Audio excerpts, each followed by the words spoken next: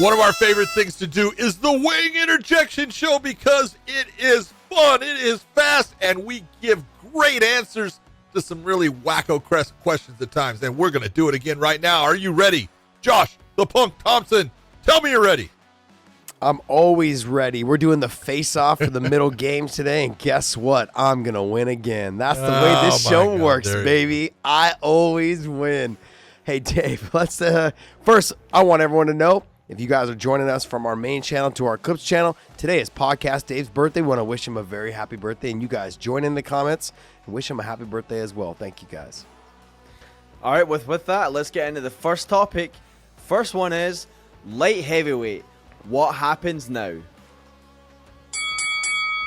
What happens now, man? All kinds of possibilities. It's awesome. The fact that Blachowicz lost his title to Teixeira in the UFC is great because you got a guy sitting in the wings in Yuri Prochaska who everyone wants to see fight for that title. He is unique. He is just stylistically strange. But, man, the dude can fight, and he's fun to watch. So, in the UFC, they got something going there. If you look at Bellator and their side, with the Grand Prix, you've got Corey Anderson coming up against Vadim Nemkov. You can't ask for a better light heavyweight fight than that one. Light heavyweight, it's going.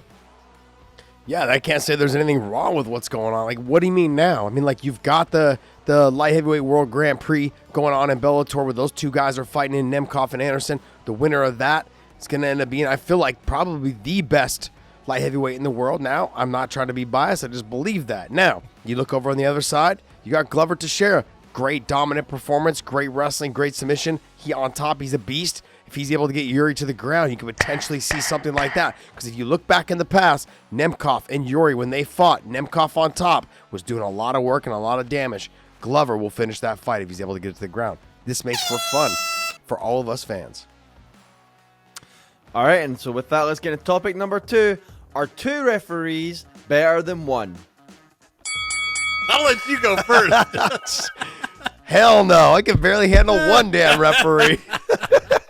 Why? So there can be more people to screw it up? What the hell? Absolutely not. One referee is enough. I think I've said this from the beginning. Look, referees have a hard job. And not only is it a hard job, they do a wonderful job. If you're talking about the top level of referees, Jason Herzog, Herb Dean, Mark Goddard, Beltran, all of these referees, they do a wonderful job. The ones that are in the mix, in the top level fights, those guys do a wonderful job. The rest of them, when you go to another state, you get stuck with someone covering a fight that shouldn't be on the main card, that's where you have your problems. Now, look, they're humans. Mistakes happen, but no way do I want to. No, you don't need to, but you do need something like the state of Nevada has, which is they have a replay official, which is kind of like a guy there as the second, fiddle to the guy who is in the cage. That is a great concept. It works very well. You just have to realize you're going to find guys at times that are put under pressure. They're not used to the big stage. They're not used to that pressure, and they're going to make mistakes because they're human.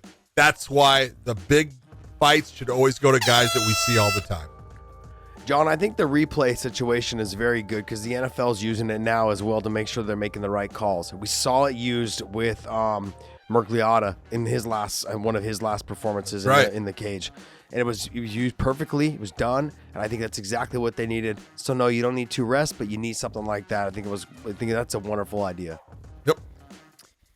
All right, with that, let's get to topic number 3. Time to play facing off. You guys are going to do the press conference, which also drops this week, the real one, for Colby Covington and Kamaru Usman for the upcoming UFC 268 fight. Ooh. Who's going to be Usman? Who's going to be Colby? You guys want to confirm that before the faces come up? I'll be Colby. I'll be Usman. I'll be the winner.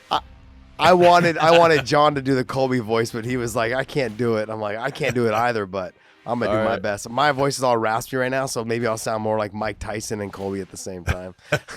We have a 60-second presser starting now.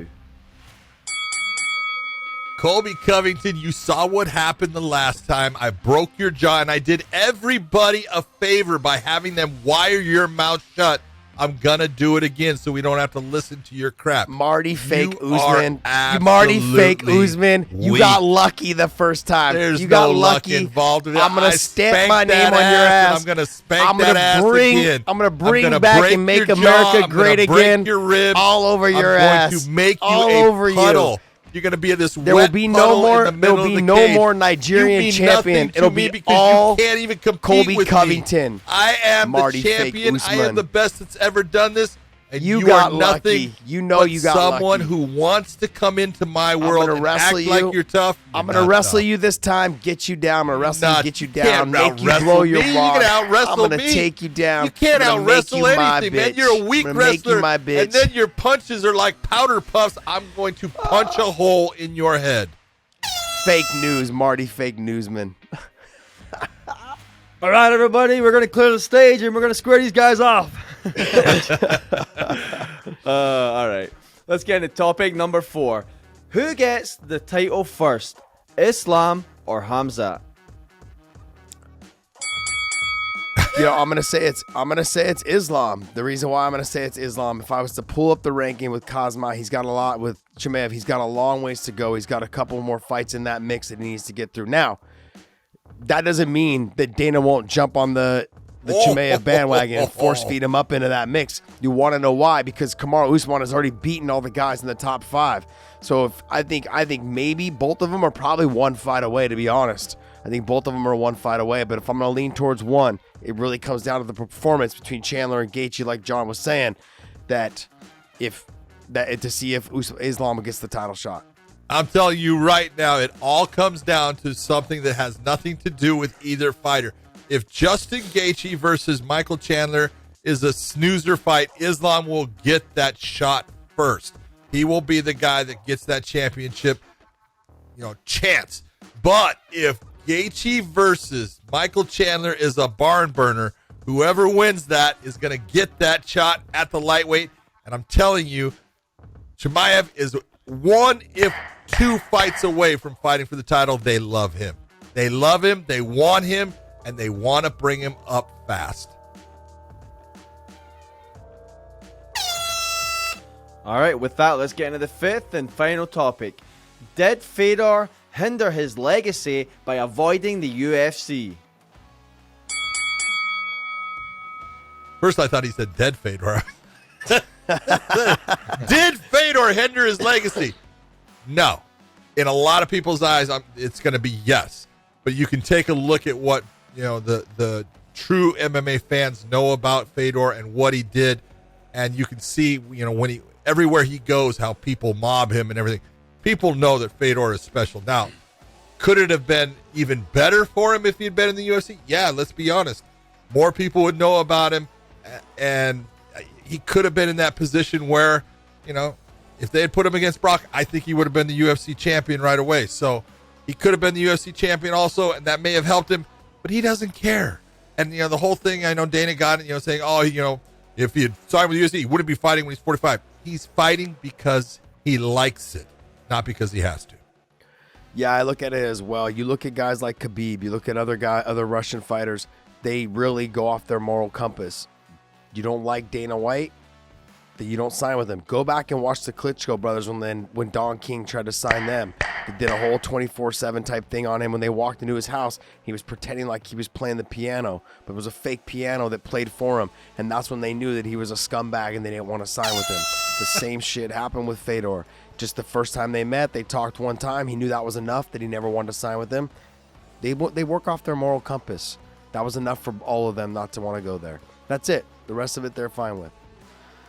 That wraps it up for us. Hopefully you guys enjoyed this Wayne Interjection. It's a fun show that we like to do. It's only available on our Clips channel. So hopefully you guys enjoyed this. It was fun for us as well. But like I said, I always win. Colby Covington, he won this debate in the presser. Doesn't mean I'm going to win the fight. But Colby Covington won it. We smashed farty fake Usman. Farty. Let's be honest. Colby Covington got Farty smashed in the press conference. We will see you.